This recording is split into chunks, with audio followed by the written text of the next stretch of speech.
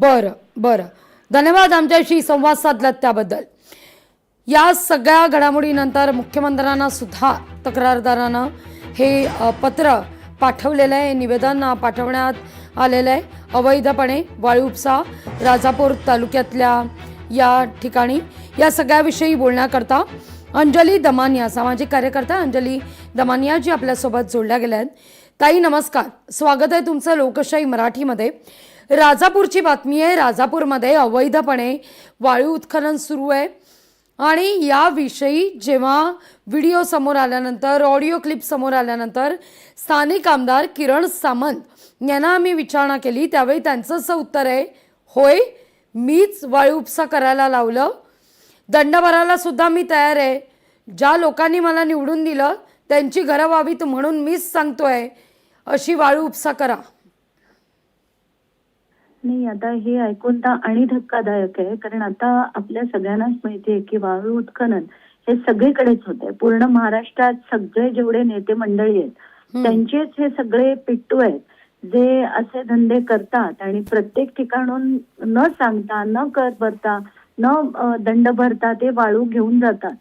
आणि आज जर जेव्हा पकडलं गेलं की असं जसं किरण सामंत म्हणाले तसं सांगायचं की आम्ही जनतेसाठी अमुक अमुक करतोय आणि जनतेच्या भल्यासाठी आम्ही करतोय, त्यांच्या घरं बांधण्यासाठी आम्ही करतोय, तर हे फक्त आणि फक्त स्वतःचे खिशे भरण्यासाठी करतात.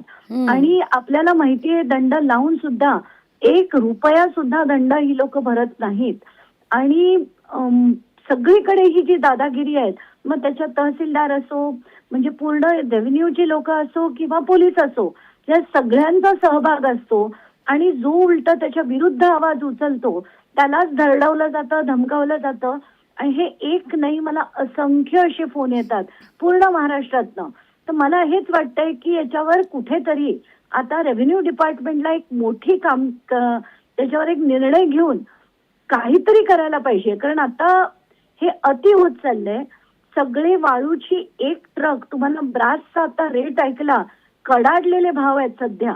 आणि सगळेच जण पैसेच बनवतात, दुसरं काहीच नाही.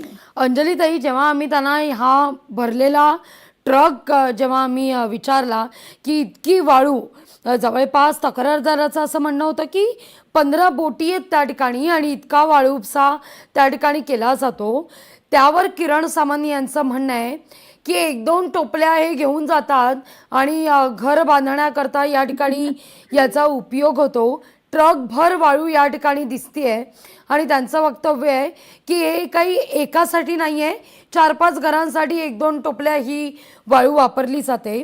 लोकप्रतिनिधीच जर असं अवैध वाळू उपसा करण्यासाठी म्हणून अभय देत असतील तर मग महाराष्ट्रात इतरांचं काय?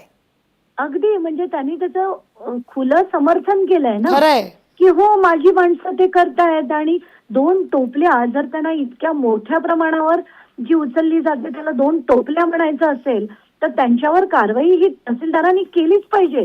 पण त्या तहसीलदारांमध्ये तेवढी धमक आहे का, हा सगळ्यात मोठा प्रश्न आहे ना. कुठच्याच तहसीलदारामध्ये आता धमक नाहीये की या राजकारण्यांविरुद्ध ते काही ऍक्शन घेतील. मला जिथून जिथून फोन येतात सगळ्यांचं तेच म्हणणं आहे की उलटा आम्ही जर आवाज उचलला तर आम्हाला जीवे मारण्याची धमकी दिली जाते. अगदी. अंजली ताई, खूप खूप धन्यवाद आमच्याशी संवाद साधलात त्याबद्दल. या सगळ्या विषयी खरं तर आम्ही जिल्हाधिकाऱ्यांशी